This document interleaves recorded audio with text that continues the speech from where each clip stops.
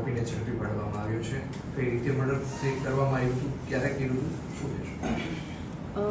ગઈકાલે એક university police સ્ટેશનમાં હત્યાનો બનાવ બનેલો અને એમાં હત્યાનો ગુનો પોલીસ દ્વારા દાખલ કરવામાં આવેલો છે.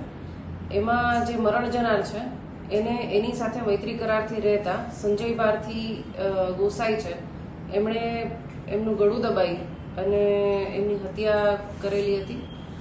પહેલાં શંકા હતી, શંકાના આધારે જે શકમન છે એને પકડી અમારી ટીમ, પોલીસ સ્ટેશનની ટીમ દ્વારા, અને એની પ્રાથમિક પૂછપરછ કરતાં એણે ગુનો કબૂલેલ હતો. અને બાદ એની જે સંજય ભારતી છે એની મારી જ જાત તપાસનો બનાવ હોય, હું તપાસ કરી રહી છું એની, અને અમારા દ્વારા એની ધરપકડ કરવામાં આવેલી છે.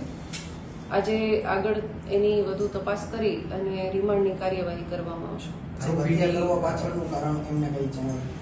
હત્યા કરવાનું પ્રાથમિક કારણ અત્યારે જે આરોપીએ પ્રાથમિક પૂછપરછમાં જણાવેલું છે એ પ્રમાણે બંનેને જે તે સમયે વાસણ સાફ કરવા બાબતે બોલાચાલી થયેલી હતી.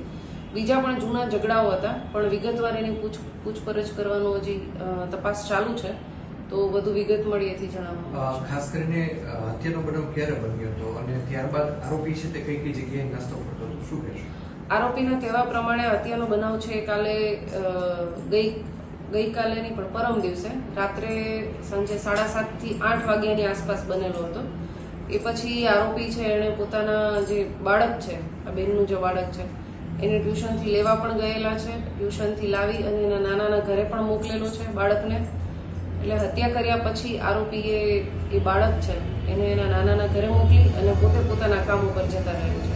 આરોપીનો કોઈ ગુનાહિત ઇતિહાસ કઈ સામે આવ્યું છે? ના, હાલ એવું કોઈ એનો ગુનાહિત ઇતિહાસ જણાયો નથી.